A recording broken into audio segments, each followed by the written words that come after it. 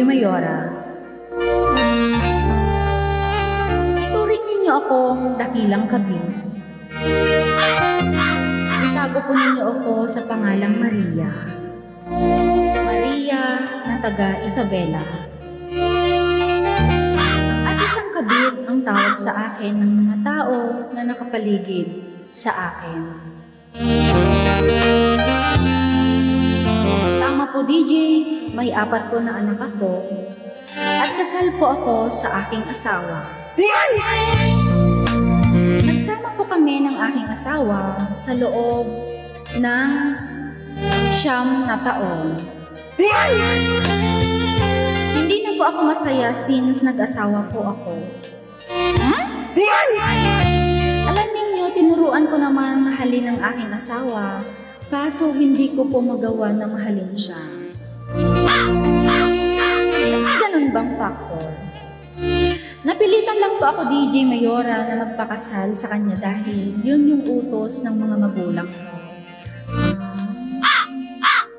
Kaya pinagbigyan ko naman sila kahit labag sa aking kalooban. Pero may 4 silang anak ha, di ba? DJ Mayora, ako ay may masugid na manliligaw na isang guard. Sinagot ko po siya dahil mahal na mahal ko siya at nagmamahalan po kami. Sa kanya ko po nahanap yung kaligayahan na matagal ko na pong hinahanap na wala sa aking asawa. DJ Mayora, kahit ano pong iba to sa aming relationship, okay lang po sa akin. Kaso yung mga anak ko naman, DJ Mayora, ang naiipit sa sitwasyon kong ganito. Dahil alam nila na may kabit po ako. Ano po kaya ang magandang gawin ko? Hirap na po ako.